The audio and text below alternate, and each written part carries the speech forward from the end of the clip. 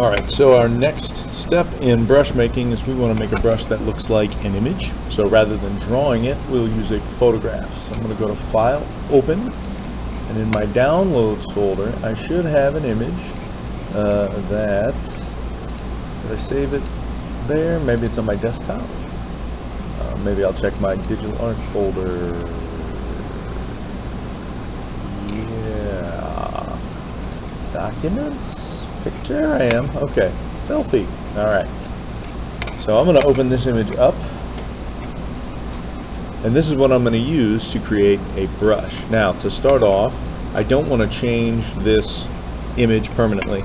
So my first thing that I'm going to do is press Ctrl J to duplicate the background layer. Okay? So the shortcut for that is Ctrl J. And now I have an extra copy of my layer, and I'm not likely to mess it up or permanently ruin the image. Okay?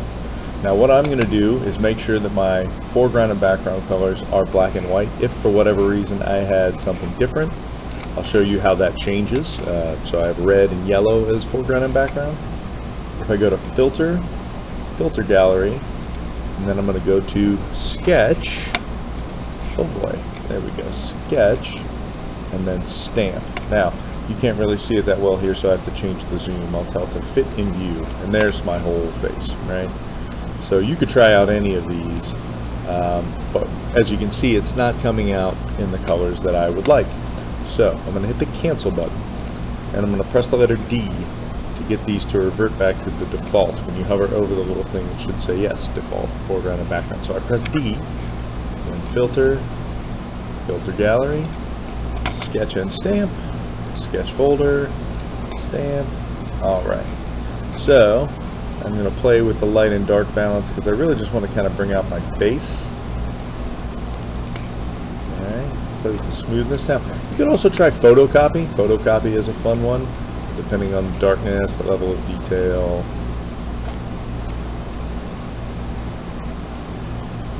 You want it to be pretty high contrast, so we'll go with Stamp.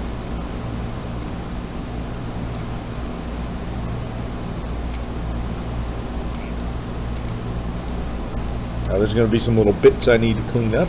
So when it first converts, if I define this as a brush, it's going to be weird. And what I mean by that is it's going to have kind of squared off edges. So if I define this as a brush, one, it's really, really big, which in itself is not bad, but Hatchl Selfie Square. Okay, you see how the edges are all weird? If I go back to my other document and start stamping, you can see like the background and stuff. That's not really what I want. So I'm going to hit E for eraser. I'm going to use the bracket keys to make that larger. And what I want to do, whoops, I'm going to erase just the unimportant elements from the background so that I'm really just left with a face. And that way it'll be a better brush overall. It doesn't have to be perfect, but I am going to try to clean up as many of these little bits as possible. Also, if there's any bits on my face that I don't like, one too many wrinkles, making me look too old, I can clear them out. Now, you might be wondering, well, what's the deal with the checkerboard? That's just what the background looks like when you have the background layer hidden. If it's easier for you, you could put a solid color of white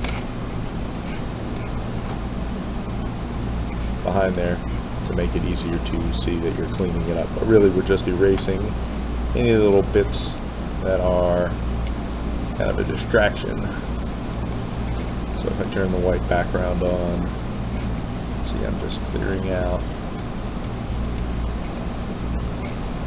some of that.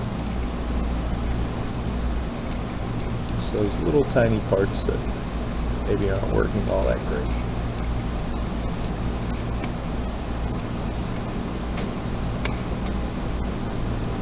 And just for symmetry's sake, maybe I will, whoops, I just hit delete 3 times. That was not what I wanted to do. I will maybe just clear up some of the extra hair on this side just to try to get it to look a little bit more symmetrical. Alright, now I'm going to define it as a brush. Define brush preset, Hatchl Selfie Clean. So when I go back over, it doesn't have all those extra bits and bobbles. Whoops, I just erased. B for brush, pick it from the drop down menu, Hatchl Selfie Clean, try it in red.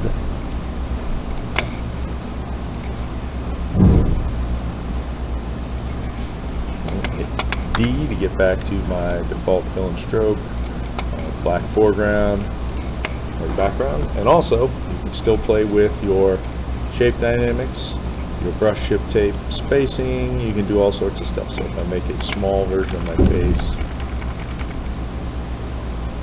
see that I'm getting a whole row of me. If I do shape dynamics and let it angle jitter, then that row is like spinny. Alright, play with scatter. Change this up. I'll do like a solid line of red, scattering red, Hatchl faces at the top. Blank. Alright, so that's the general idea of the image brush. Okay, save your work and have fun with it.